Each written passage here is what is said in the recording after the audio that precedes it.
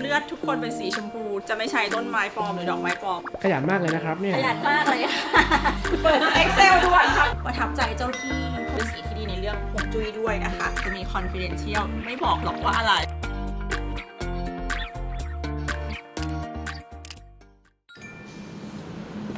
ฮัลโหล6 เดือนครึ่งแล้วนะคะตอนนี้ไม่เจอกันนานเดี๋ยววันนี้จะพาไปดูออฟฟิศกันนะคะเป็นออฟฟิศใหม่ของแฟลต212นะคะซึ่งเป็นการขยายเพิ่มเนาะแล้วจะมีออฟฟิศอีก2 อันนะคะอยู่อีกที่หนึ่งออฟฟิศอีกอันนึงจะเป็นแผนก QC HR บัญชีนะคะ Merchandiser ส่วนออฟฟิศนี้นะคะก็จะเป็นแผนก Marketing แล้วก็ดีไซเนอร์ค่ะ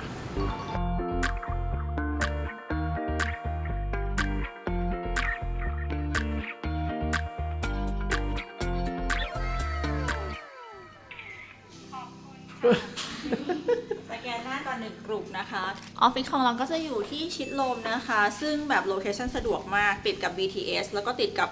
ห้างเซ็นทรัลชิดลมเลยค่ะก็ที่เลือกที่นี่นะคะเพราะว่าเวลาหาพนักงานอะไรนะคะเขาจะได้เดินทางสะดวกนั่ง BTS แล้วก็เดินมาทำงานได้เลยนะคะแล้วเผื่ออนาคตโรงเรียนลูกที่เล็งไว้ก็แอบแบบอยู่บริเวณนี้ด้วยเผื่อว่าไปส่งลูกแล้วก็มานั่งทำงานแล้วก็ปุ๊บปั๊บได้ปะIt's begin to look นี่ต้นคริสต์มาสก็คือแบบโอ้ชมพูมากออฟฟิศของเราก็จะมีความเป็นชมพูมีมุมให้เซลฟี่ด้วยตัวนี้ก็จะเป็นแบบเข้ามาถึงก็เป็นโลโก้เลยพยายามอยากจะให้แบบมีความมินิมอลคืออยู่แล้วสบายตาแบบไม่ไอ้นี่เกินไปส่วนพวกเดคอเรชันอย่างเงี้ยหมวดซีซั่นเราก็เอาออกอันนี้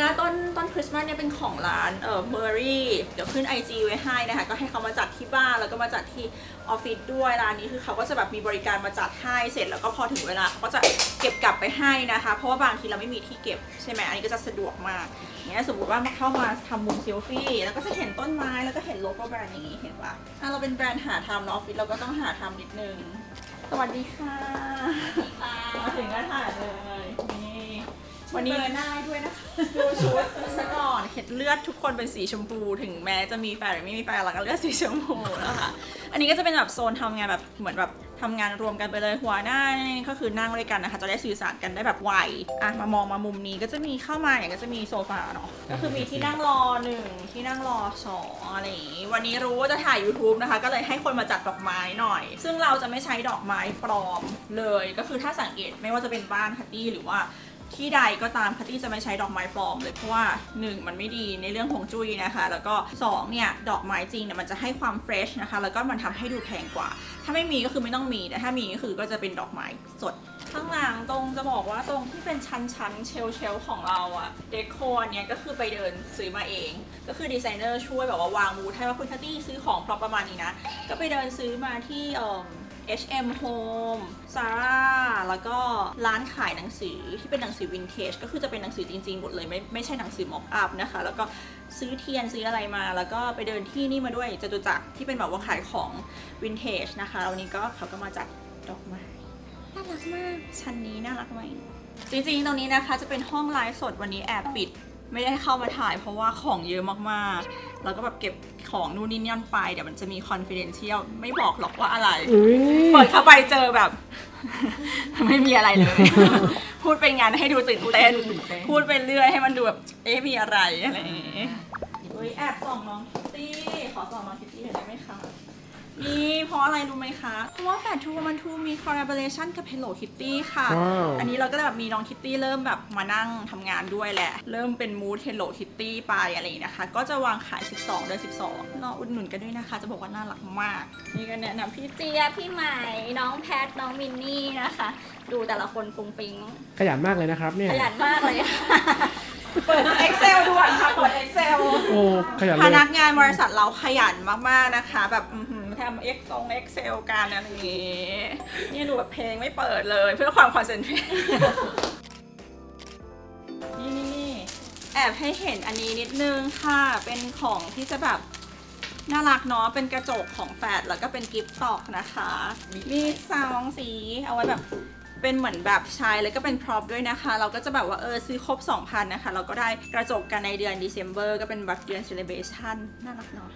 แอบส่องตอนนี้เรากำลังทำนี่ค่ะ mock up ที่เราจะเดโคกันนะคะในพวกช็อปหน้าร้านของเราตอนนี้เรามีกี่สาขา มี4ค่ะแล้วก็จะมีเปิดอีก2 สาขาเร็วๆนี้สิ้นเดือนนี้จะมีที่ Central Westview แล้วก็ปลายเดือนหน้าก็จะมีที่เมกะบางนาปีนี้จะปิดที่6สาขานะคะเราก็กำลังแบบว่าเหมือน mock up น้อง Hello Kitty ตามสาขาต่างๆอยู่เพื่อจะส่งแอปพูฟกับทาง Sanrio แล้วก็ทางห้างด้วยค่ะเทิร์นมาทางนี้นี่คือต้นไม้จริงนะอย่างที่บอกจะไม่ใช่ต้นไม้ปลอมหรือดอกไม้ปลอมใดๆเลยยกเว้นต้นคริสต์มาสเพราะว่ามันหาจริงไม่รู้จะลงดินยังไงเนาะอันนี้ก็แล้วก็ทาดานเครื่องกรองอากาศของเวลค่ะคัตตี้นะคะชอบของเวลมากๆที่บ้านก็คือใช้เวล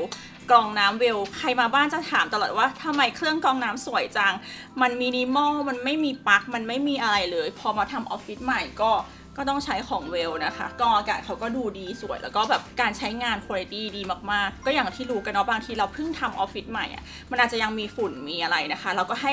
บิ๊กคลีนนิ่งมาทำหมดแล้วเราก็เปิดกรองอากาศไปด้วยตลอดและยิ่งอยู่ในเมืองเนาะ PM 2.5 ใดๆนะคะอันนี้ก็จะช่วยให้แบบว่าอากาศในที่ทำงานเนี่ยมันเฟรชขึ้นด้วยค่ะพวกละอองเกสรนะคะกลิ่นขนสัตว์ใดๆนะคะกรองได้หมดเลยอย่างวันนี้มาจัดดอกไม้ใครแพ้ละอองเกสรก็ไม่ต้องหวั่นเพราะเขาดูดกลิ่นออกไปหมดแล้วจ้า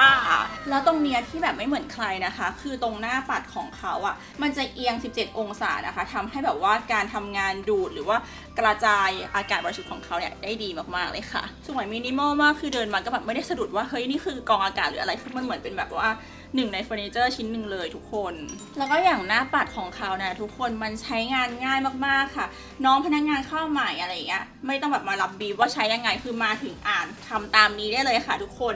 ไซเลนต์ก็คือโหมดเงียบบางทีทำงานต้องการความเงียบก็กดไปเลยโหมดเงียบนะคะหรืออยู่บ้านอยากจะนอนใช่ไหมมีโหมดออโต้นะคะก็คือกดได้เลยแบบว่าให้เขาเลือกให้นะคะว่าตอนนี้ฝุ่นหรือว่าบรรยากาศในห้องมีกลิ่นมีอะไรไหมเขาก็จะแบบว่าใช้ระบบอัจฉริยะนะคะจับตรงนั้นให้เราเลยค่ะแต่ถ้าตอนไหนนะคะเราแบบเฮ้ยมีฝุ่นจัดอยู่ดีมีช่างเข้ามาซ่อมนู่นซ่อมนี่นะคะเรากดโหมดสปีดได้เลยค่ะก็จะเป็นโหมดเร่งด่วนนะคะจะทำความสะอาดบรรยากาศทุกอย่างใน7 นาทีเลยค่ะตัวเครื่องที่เห็นเป็นโพลกาดอทอย่างนี้นะคะไม่ใช่การตกแต่งแต่อย่างใดคือเขาเนี่ยจะสามารถดูดอากาศเข้ามากรองนะคะได้แบบรอบทิศทางของตัวเครื่องเลยแล้วทุกคนเห็นเครื่องไซส์แค่นี้คือคัตตี้ยังตัวใหญ่กว่าตอนนี้ใช่ปะสามารถกรองในที่แบบกว้างๆได้นะแล้วก็มีล้อด้วยสะดวกมากๆเช่นเราจะย้ายไปห้องไลฟ์สดย้ายไปห้องนู้นห้องนี้นะคะก็แค่เลื่อนน้องไปเลย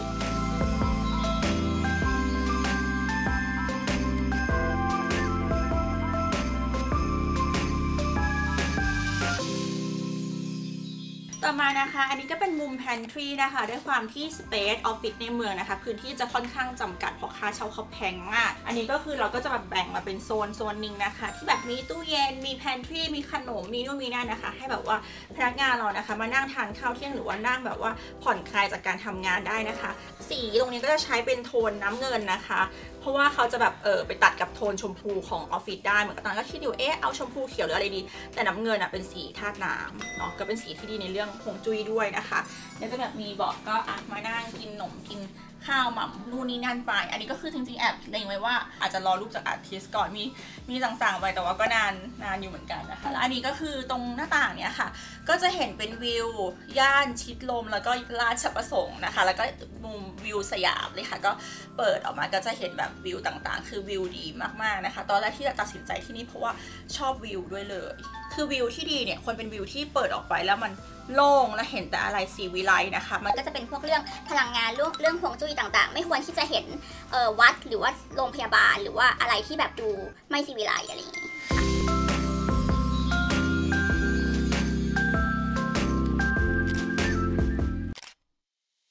นี่นะคะนี่ก็จะเป็นโซนแบบเล็กๆแบบว่าไว้ใส่ขนม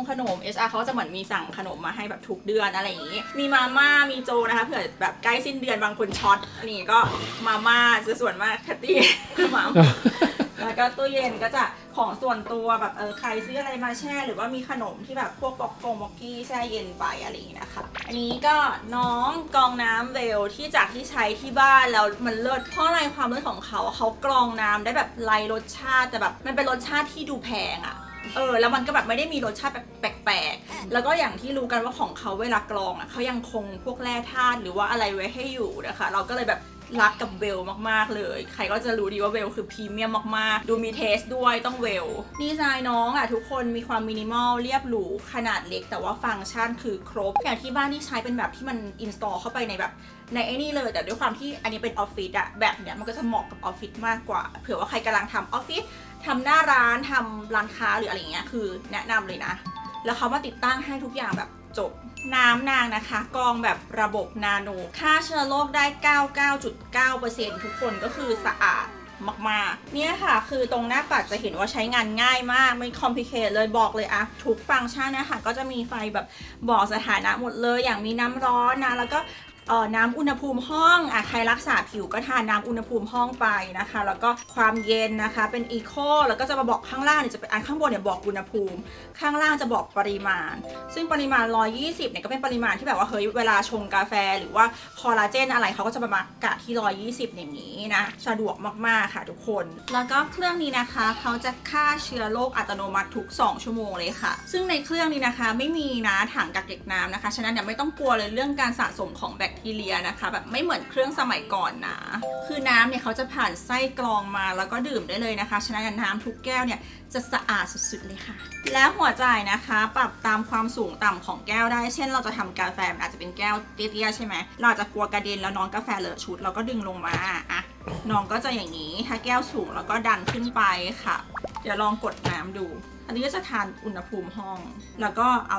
120เนี่ยก็จะตึงเสียงแบบผู้ดีการไหลของน้ำก็คือผู้ดี เสียงก็ถึงเราจะไม่ผู้ดีเราเป็นผู้ร้ายเราก็จะกินน้ำแบบผู้ดีเนี่ยค่ะอะไรมันจะดีไปกว่าการทานน้ำสะอาดๆแล้วก็อากาศที่บริสุทธิ์ใช่ไหมคะ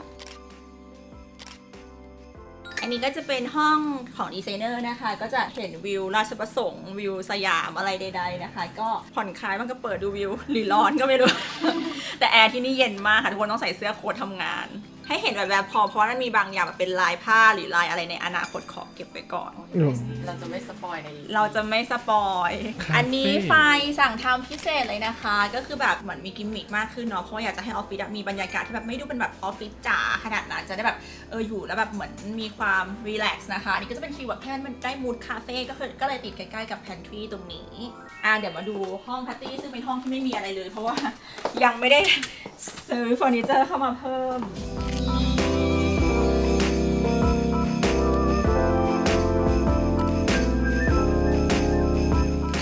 ก็เป็นห้องทำงานของอาร์ตี้ซึ่งยังไม่มีของอะไรเลยเราแบบว่าเน้น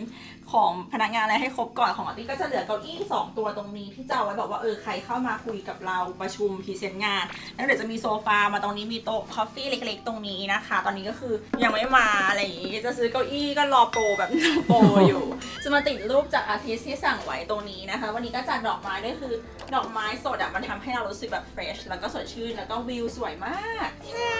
ก็เห็นวิวค่ะก็จะมี3ห้องนะที่แบบ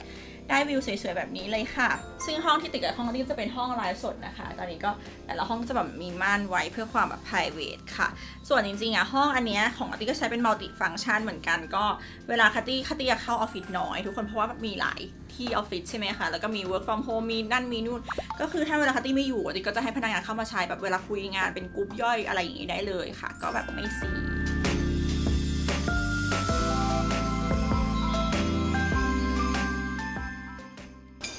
ทีมงานเข้ามาได้กลิ่นหอมๆไหมคะ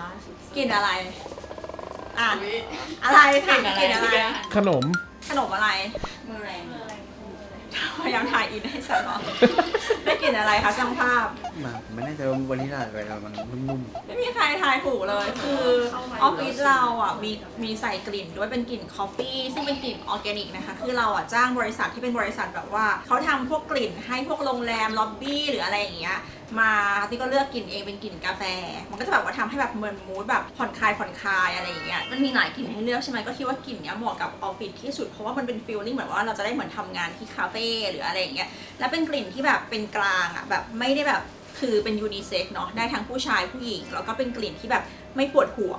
แล้วก็เดี๋ยวอาจจะมีคนถามว่าใช้บริษัทอะไรออกแบบก็โฆษณาให้เขาเลยนะคะบริษัทโซพรีมนะคะของคุณเยลลี่นะคะเดี๋ยวขึ้นตรงนี้ให้นะคะตอนแรกนะคะเราก็เวิร์กกันโดยทางคัตตี้ก็หาพวก reference ต่างๆนะคะก็ส่งให้เขาว่าเราอยากจะให้ออฟฟิศเราออกมาประมาณที่แบบว่าอยู่แล้วสบายตามีไม้หน่อยมีต้นไม้หน่อยเพื่อให้แบบว่าอยู่แล้วแบบรู้สึกรีแลกซ์ไม่น่าเบื่อแล้วเราก็ค่อยมาเลือกเฟอร์นิเจอร์อีกทีที่จะเป็นสีป๊อปอัพขึ้นมาพวกสีชมพูสีน้ำเงินต่างๆนะคะเขาก็ทำงานไวค่ะเพราะว่าเวลาเราเช่าออฟฟิศบนตึกหรือว่าทำหน้าร้านอะไรมันต้องแข่งกับเวลาด้วยในการยื่นแบบในการเพราะค่าเช่ามันรันไปแล้วนะคะเขาก็ทำงานไวแล้วก็ที่ก็ให้เขารับเหมาก่อสร้างไปเลยนะคะก็ทำออกมาได้ดีแล้วก็ราคา make sense นะคะก็บริษัทนี้ก็ลองติดต่อไปได้ใครอยากจะได้ออกแบบแบบนี้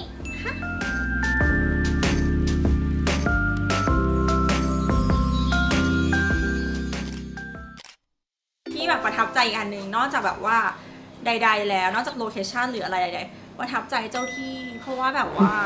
อาจารย์ที่มาทำพิธีให้บอกว่าเจ้าที่เลิศมากอะไรอย่างงี้ก็รู้สึกว่าอยู่แล้วแบบมันก็ดีนะคะแฮปปี้ก็ได้พนักงานดีๆเข้ามาอะไรอย่างงี้แล้วก็ธุรกิจใดๆก็โอเค เดี๋ยวไปหานะว่าออฟฟิศไหน หาสำนักก่อนเลย หาสำนักก่อนเลยดีกว่าของแปดทัวร์ทีจริงๆนะคะก็มีแผนแบบปีหน้าแบบอีกยาวอีกหลายอย่างเลยมีอะไรตื่นเต้นมาให้แบบลูกค้าตลอดนะใครที่ติดตาม YouTube คัตตี้ก็